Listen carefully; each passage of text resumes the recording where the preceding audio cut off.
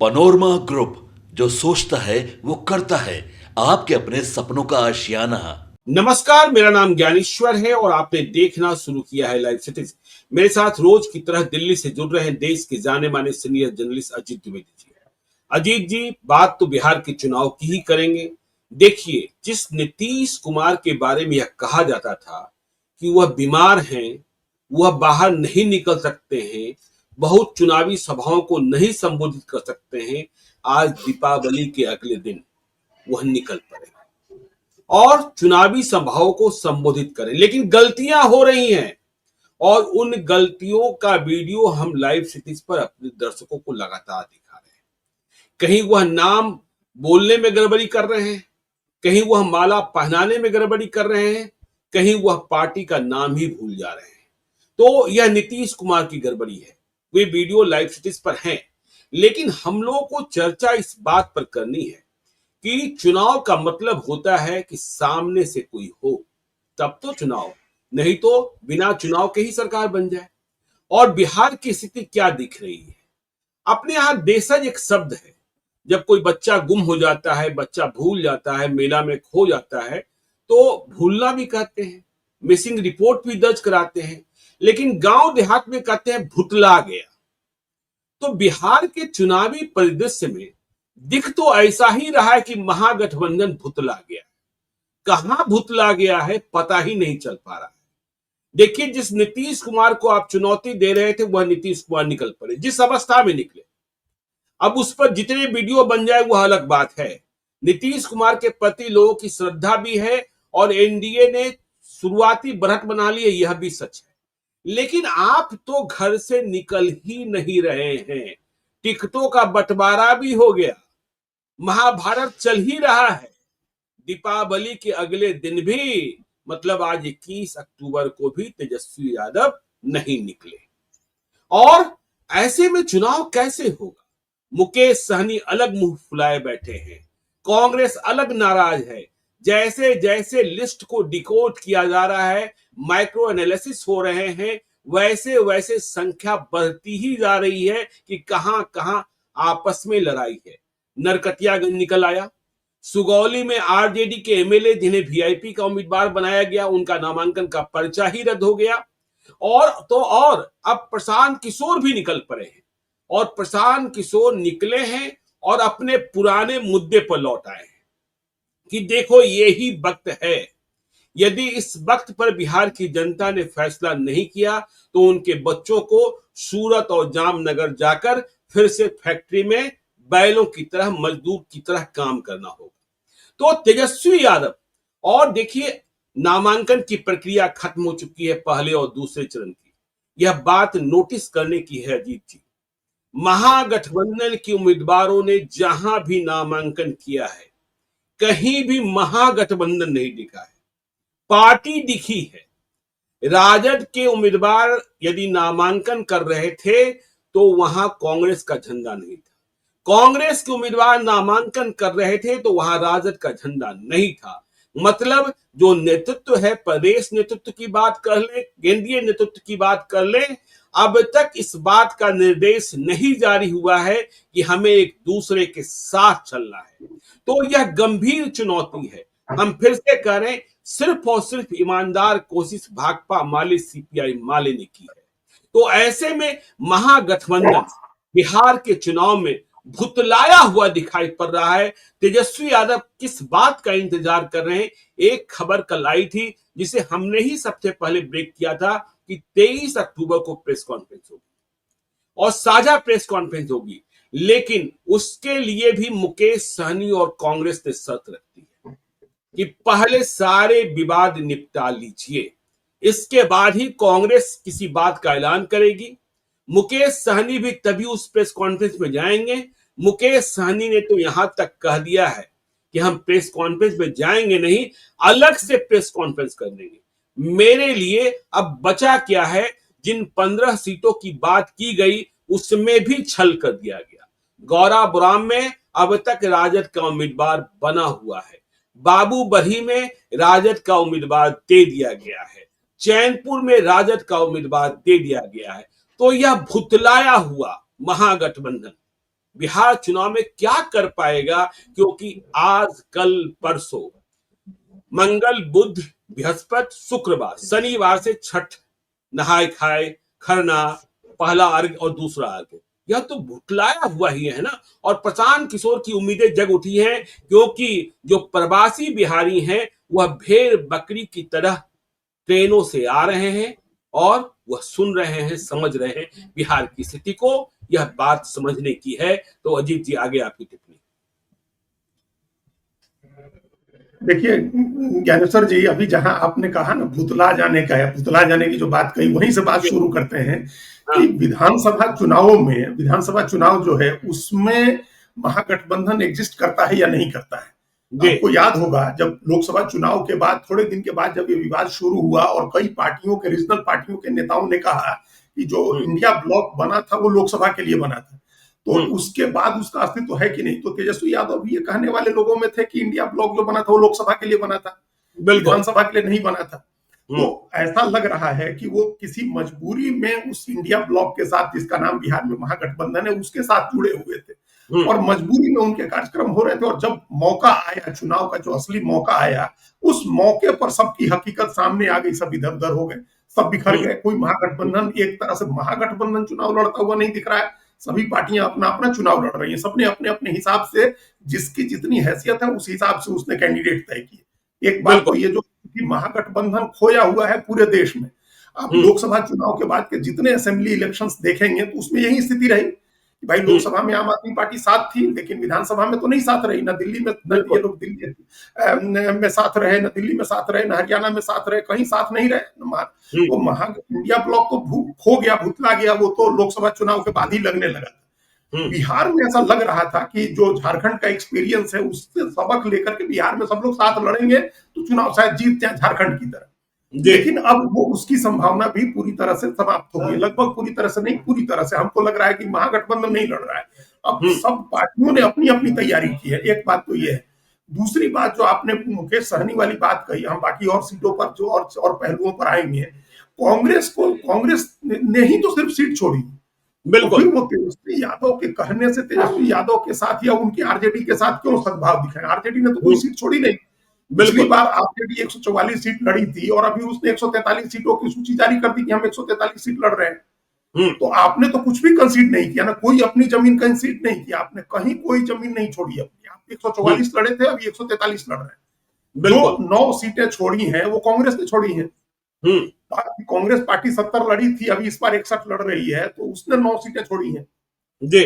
बाकी तो CPI ML को भी एक सीट ज्यादा मिली है। सीपीआई एमएल पिछली बार 19 लड़ी तो वो 20 लड़ रहे हैं। सीपीआई पिछली बार 6 लड़ी थी, इस बार 9 लड़ रही है। सीपीएम पिछली बार 4 लड़ी थी, इस बार 6 लड़ रही है।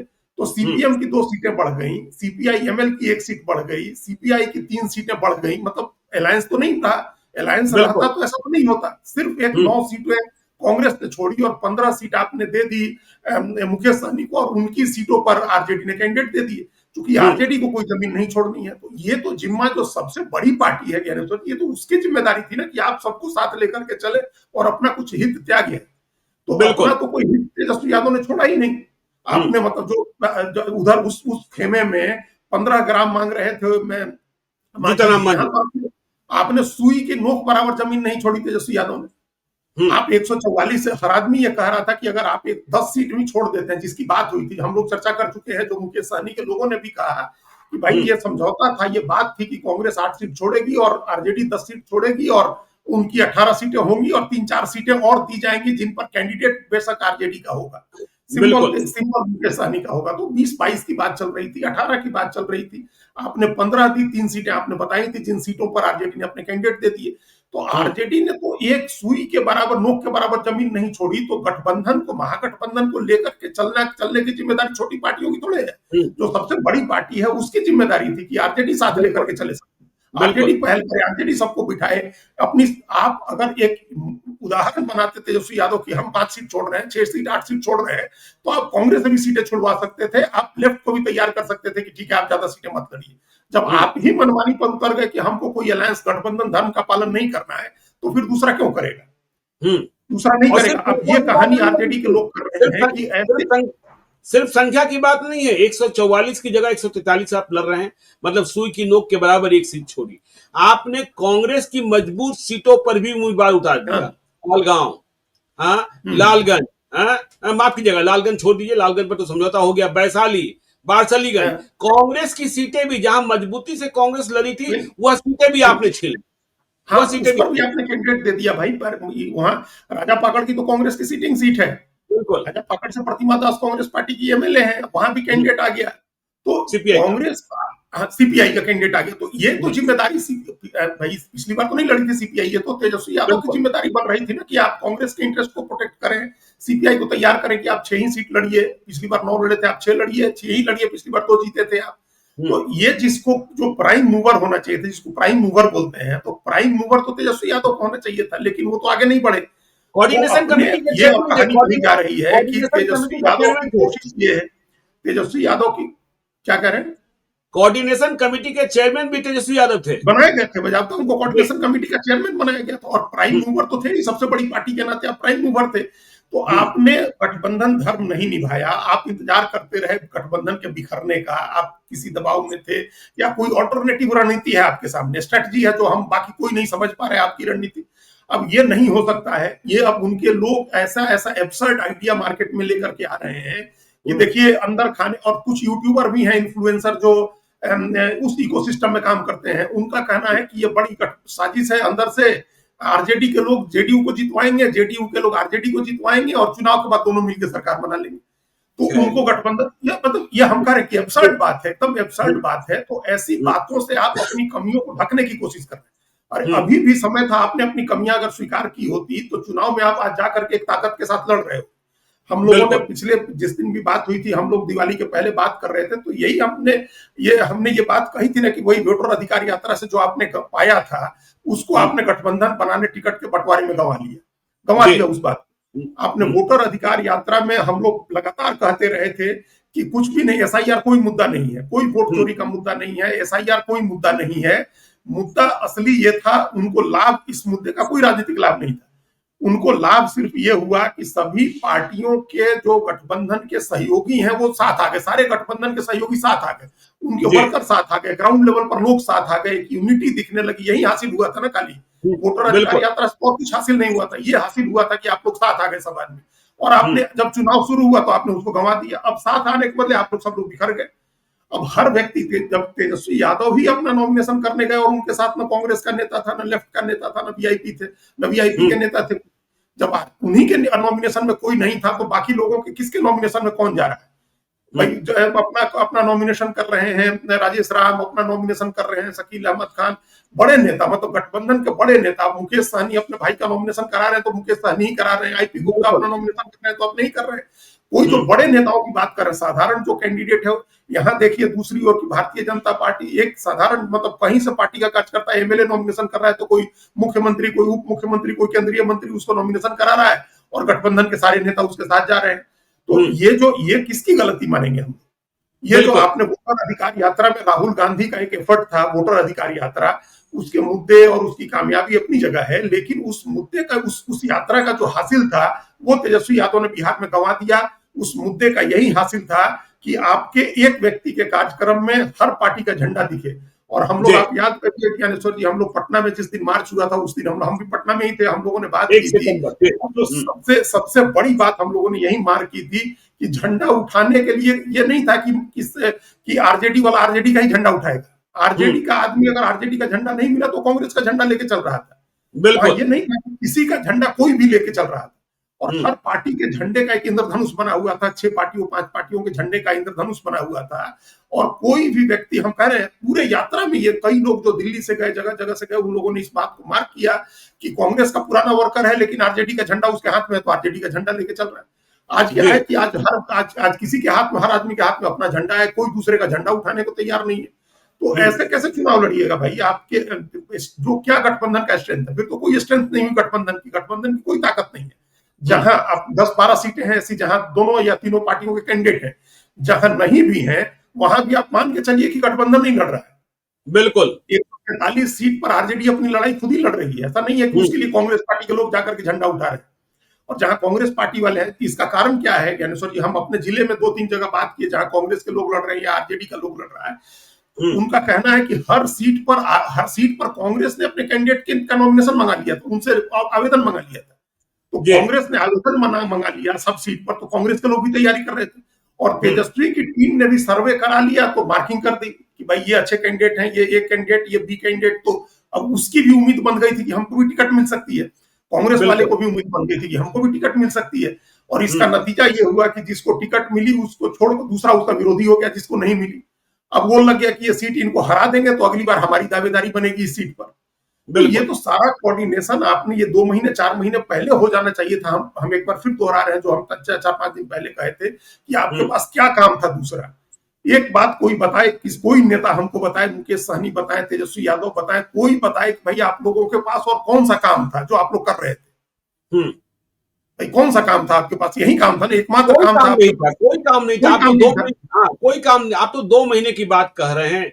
देखिए अजीत जी, देखिए मैं राजनीति शास्त्र का विद्यार्थी तो रहा नहीं हूँ, तो मैंने तो कॉमर्स की पढ़ाई की है, लेकिन कभी कभी राजनीति शास्त्र के जो प्रोफेसर थे उनके साथ बैठा करता था, और जब चुनाव की चर्चाएं होती थी तो वे कहा करते थे, देखिए व्यावहारिक पक्ष में कहा करते थे कि यदि आप चुनाव लड़ने का सोच रहे हो तो पैरों में घुंघरू बांध लो नर्तकी की तरह, और घुंघरू की आवाज जो होगी वह आपको सोने नहीं देगी, वह आपको सोने नहीं देगी जब तक वोट गिर न जाए और जब तक नतीजे आ न जाए।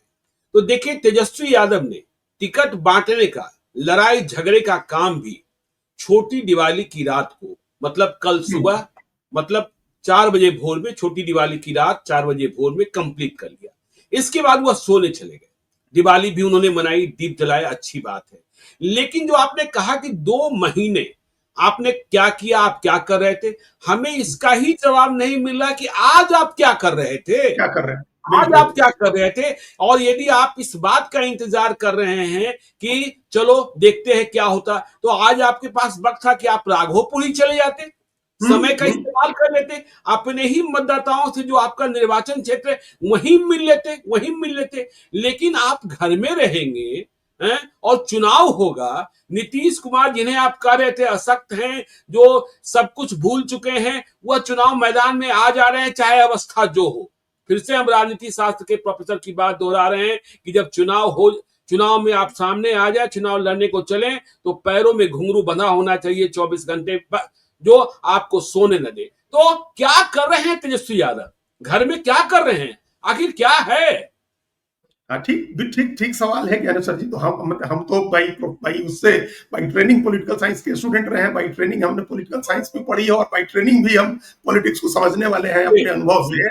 हम लोगों ने देखा है कि अपोजिशन का नेता 24 घंटा सड़क पर रहता था, सत्ता पक्ष वाले सोए रहते थे। यही कारण है कि पहले हर चुनाव में आप देखते होंगे कि एंटी इनकम्बेंसी की चर्चा होती थी कि एंटी इनकम्बेंसी है, सरकार को लोग हराने के लिए चले जाते थे, क्योंकि सरकार के लोग सोए रहते थे और अपोजिशन वाले जागते रहते थे, अपोजिशन वाले सड़क पर रहते थे। तो अपोजिशन को जागते रहना होता था, तो अपोजिशन तो जगह नहीं रहा। आप अपोजिशन में थे, आपने क्या जगह रहे, आपने कोई काम नहीं किया, गठबंधन बनाने का कोई काम नहीं किया, एजेंडा नैरेटिव सेट करने का कोई काम नहीं किया। आपका काम प्रशांत किशोर कर रहे थे।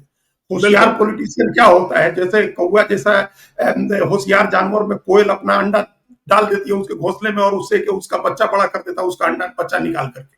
तो आपके लिए काम अपोजिशन का प्रशांत किशोर कर रहे थे, आपके लिए जमीन प्रशांत किशोर तैयार कर रहे थे। प्रशांत किशोर ने बदलाव का एजेंडा स्टैब्लिश कर दिया था, सरकार की कमियों को स्टैब्लिश कर दिया था कि सरकार विफल रही है। आपको उन स्थितियों का लाभ उठाना था, सड़क पर उतर के खाली उनकी बनाई जमीन पर आपको राजनीति करनी थी, आपने वो भी नहीं किया। उस टिकट बंटवारे का तो कर लिया हम लोग कि आपने खराब कर दिया गठबंधन, आपने कोई अपनी जिम्मेदारी नहीं निभाई। एजेंडा तय करने में जो प्रशांत किशोर ने तय किया, आप उस जमीन पर जाकर के भी राजनीति नहीं कर सके। और अब ये बात है कि अब चुनाव शुरू हो गया, पहले चरण की अधिसूचना 10 तारीख से जारी हुई है ज्ञानेश्वर जी। आज 11 तारीख, आज 11 दिन के बाद हम लोग बात कर रहे हैं 21 तारीख को।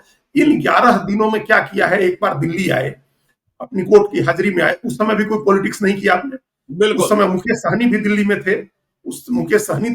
उस समय राहुल गांधी भी दिल्ली में थे।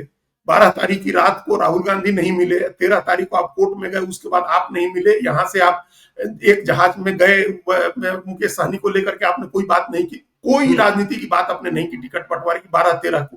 और उसके बाद एक दिन आप नॉमिनेशन करने गए, उसके बाद 8 दिन इसके बावजूद बचता है आपने एक राजनीति नहीं की।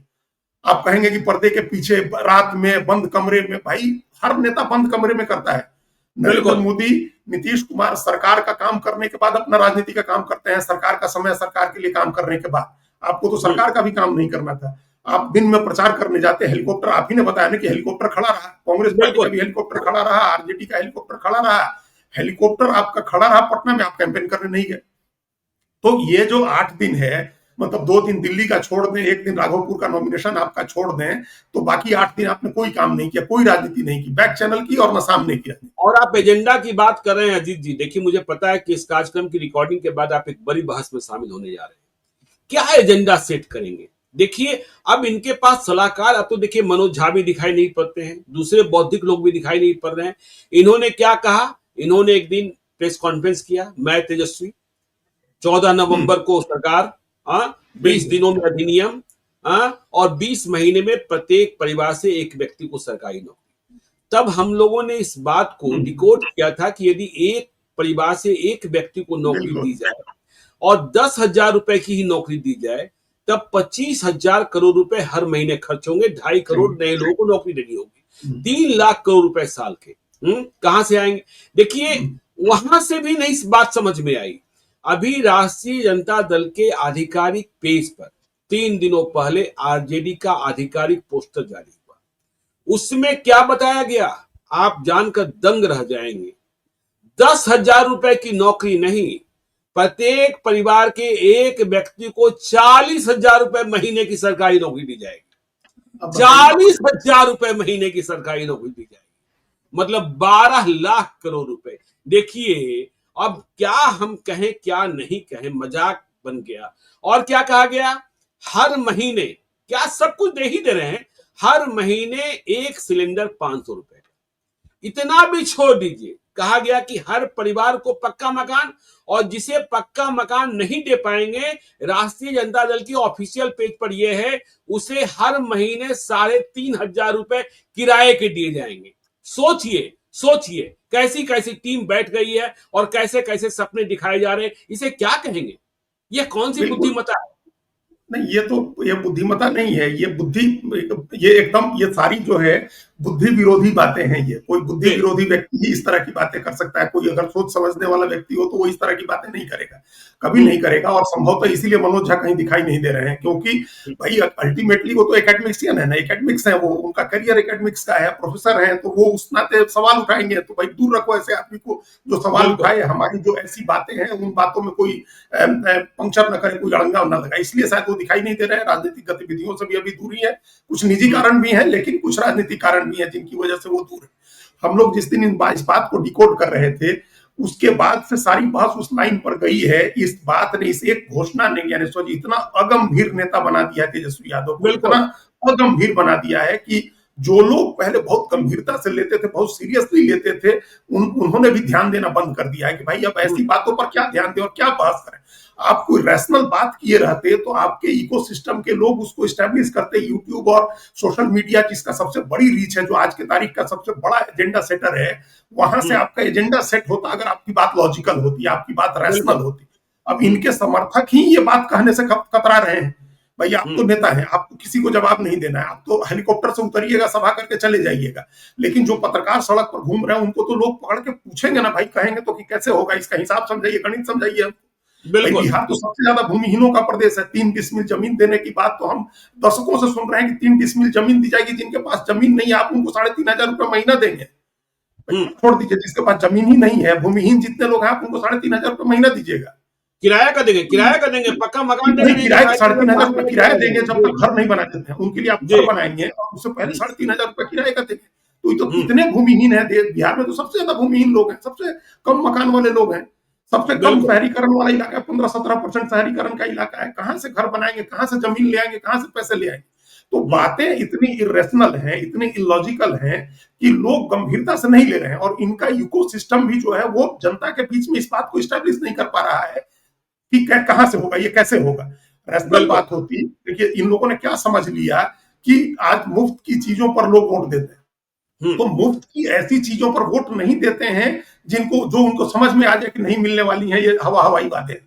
लोग इतने हवा हवाई अनपढ़, बातों को तो समझ ही जाते हैं। देखिए जो अनपढ़ हैं बिहार के लोग, वह भी जानते हैं कि 10 रुपए का नोट कैसा है, 20 रुपए का नोट कैसा है, बिल्कुल 50 रुपए का नोट कैसा है। अनपढ़ लोग भी नोट की पहचान तो कर ही लेते हैं, और उन्हें पता होता है कि महाजन को 80 रुपए देने हैं कि 84 रुपए देने हैं। बिल्कुल बिल्कुल। और अपनी मजदूरी भी जितनी लेनी है उतनी ले ही लेते हैं, उतना बार्गेन करके लेते हैं। जो जहां चुकाना है वो चुकाना है, मजबूरियां हैं उनकी।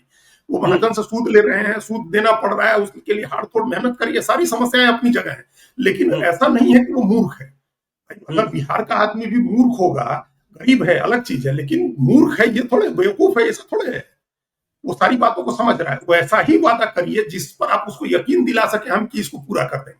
बिल्कुल। क्योंकि आपका वादा ऐसा नहीं है, इसलिए आपका इकोसिस्टम भी उस वादे को जनता के बीच तक नहीं पहुंचा पा रहा है, तो आप अगंभीर हो गए। दूसरी ओर सरकार ने जो वादा किया वो डिलीवर हो गया, वो लोगों के खाते में पैसे चले गए, लोगों के खाते में 1,000 रुपए आ रहे हैं। हमने अपने एक मित्र पहले उनका जिक्र किया, अब हमारे एक दूसरे साथी घूम करके आए हैं क्षेत्र से, वो कह रहे हैं कि लोग बता रहे हैं कि पैसे आ रहे हैं उनके खाते में। बिल्कुल। उनके खाते में जब पैसे आ रहे हैं, जब बिजली फ्री हो गई, जब मानदेय बढ़ना था वो बढ़ गया। अच्छा, रोजगार का एक मामला है। अब सरकार ने कहा, नीतीश कुमार की सरकार वादा किया कि हम 1 करोड़ अगले 5 साल में 1 करोड़ हम नौकरी देंगे और रोजगार देंगे। तो ये लॉजिकल बात है, इसको आप डिफेंड कर सकते हैं। इस बात को आप डिफेंड कर सकते हैं कि कैसी नौकरी होगी और कैसा रोजगार होगा। स्वरोजगार जो है, स्वरोजगार की हम स्थितियां पैदा करेंगे, या जो अभी 50-60 हजार करोड़ के प्राइवेट इन्वेस्टमेंट आए हैं, पावर प्लांट लग रहा है, प्राइवेट कंपनियां इन्वेस्ट कर रही हैं, हैम के प्रोजेक्ट्स आ रहे हैं, तो उसमें लोगों को रोजगार मिलेगा, उसमें प्राइवेट सेक्टर में लोगों को नौकरियां मिलेंगी। और बड़ी कंपनियां आ रही हैं, तो बड़ी कंपनियों का काम एक तरह से संगठित ऑर्गेनाइज सेक्टर के काम की तरह होता है। तो ये यकीन दिलाने वाली बात है, इस पर लोग यकीन करते हैं। लेकिन हम हर परिवार के एक व्यक्ति को सरकारी नौकरी देंगे, हम देख रहे थे कन्हैया कुमार इसको अलग अलग लॉजिक से डिफेंड कर रहे थे, लेकिन वो इंडिफेंसेबल था, वो आप उसको डिफेंड नहीं कर सकते। डिफेंड नहीं कर रहे थे उनके पास। मैंने भी वो वीडियो देखा, डिफेंड नहीं कर रहे थे, लेकिन वह क्या करते, कुछ ना कुछ बता रहे थे, क्या जो व्यवहारिक था ही नहीं, जो व्यवहारिक था ही नहीं। हाँ, महागठबंधन की धर्म जो आपका सबसे इंटेलेक्चुअल व्यक्ति है वो नहीं डिफेंस कर रहा है, वो हट गए हैं, पर्दे के पीछे चले गए। दूसरा व्यक्ति कांग्रेस का, वो डिफेंड करना चाह रहा है, लेकिन उसके पास लॉजिक नहीं हो रहा है। क्या किस लॉजिक से कोई आदमी डिफेंड करेगा आपके इस बात को कि आप हर महीने अपने कितना जोड़े हम लोग, 1 लाख करोड़ रुपया हर महीने 1 लाख करोड़ रुपया दे देंगे, 12 लाख करोड़ रुपया साल में ले देंगे। कहां से ले देंगे भाई? 1 लाख 3 लाख का, अभी तो 3 लाख करोड़ का बजट हुआ हम लोग का, पहली बार 3 लाख करोड़ का बजट पार हुआ हम लोग। तो आप अगर रैशनल रहते और इन बातों को आप जनता के बीच में, अब देखिए अभी अब निकलेंगे, पता नहीं अब कब निकलेंगे, हम लोग तो अभी बात कर रहे हैं कि आज 21 तारीख तक नहीं निकले। पहले चरण के नॉमिनेशन शुरू होने के बाद 11 दिन बीत चुका है। अब छठ का टाइम है, भाई दूज का टाइम है, गोवर्धन पूजा का टाइम है, ये बीत जाए तो उसके बाद बड़ी हद 4-5 दिन प्रचार करने के मिलेंगे, जब जनता दिल से आपके भाषण में, आपका भाषण सुनने आएगी। अभी तो आप जाइएगा तो सब आदमी छठ में घूम, अब तो जाना भी नहीं चाहिए। 4 दिन तो आप समझिए कि 26, 27, 28 तो जाना ही नहीं चाहिए किसी नेता को। वो आप प्रत्याशी को कह दीजिए कि प्रत्याशी घूमे, लोगों के दरवाजे पर खरना का प्रसाद खाने जाए, साँझ में सजिया घाट करने जाए, भोरिया घाट करने जाए, प्रत्याशी जाए। आप बड़े नेता की रैली का कोई मतलब नहीं है छठ के बीच में। आप उसके बाद निकलेंगे तो यहीं जाकर के कहेंगे कि हम हर परिवार को एक नौकरी दे देंगे, और लोग क्या समझेंगे आपके बारे में? सही बात है। तो ये बात ठीक नहीं है। एजेंडा आप लॉजिकल रखिए, रैशनल रखिए, ताकि आपके लोग उसको डिफेंड कर सके, आपके लोग उसको एस्टेब्लिश कर सके जनता के बीच में। जो कांग्रेस की गारंटियां होती थी पहले, अब कांग्रेस तो नहीं कर रही है। फिर ये क्या आपका वादा हुआ कि आप ही का सहयोगी आप नहीं दोहरा रहा है? भाई सबसे ज्यादा रोजगार के लिए लड़ने वाली पार्टी कौन है? सीपीआई, सीपीएम है, सीपीएमएल है, सीपीआईएम है। तो ये लोग कह रहे हैं क्या कि हर परिवार को एक नौकरी दे देंगे सरकारी? कहां से? देखिए, पंकज भट्टाचार्य होशियार आदमी, समझदार आदमी है, और वो अर्थशास्त्र को भी समझते हैं, गरीबों के अर्थशास्त्र को समझते हैं। हाँ, तो वो लोग तो, वो सबसे ज्यादा सरकारी नौकरी की मांग तो वही लोग करते हैं। वो लोग तो चाहते हैं कि जो प्राइवेट सेक्टर है सबको, आपको सरकारीकरण हो, सरकारी नौकरी हो, पेंशन हो, रिटायरमेंट के सारे बेनिफिट हो। तो वो भाई उनके लिए तो बड़ी खुशी की बात होती है। अगर आप ये लॉजिकल बात होती तो वो लोग सबसे आगे बढ़ के ये बात कहते हैं कि भाई हम लोग हर परिवार के एक व्यक्ति को सरकारी नौकरी देंगे। लेकिन ये कैसा वादा है कि आप ही के, आपके गठबंधन का कोई सहयोगी ये बात नहीं कर रहा है। तो ये इसका मतलब कि आप जो भी ये बात जिसने भी आपको कही है, आप अपने रैशनल तरीके से नहीं सोच रहे, और ये मान के बैठे हैं कि जनता चूंकि मुफ्त की चीजों पर, नौकरी के वादे पर, आप जैसे उस दिन हमने कहा था कि ये इमोशन से खेलना है, आप भावनाओं से खेल रहे हैं। बिहार के लोग, उनके लिए भावना, इमोशन है सरकारी नौकरी, उससे आप खेल रहे हैं। तो ये उल्टा पड़ जाएगा, आपको बूमरैंग कर जाएगा। ये लगेगा कि आप मूर्ख बनाने और बेवकूफ बनाने का काम कर रहे हैं बिल्कुल। बिहार के लोगों को।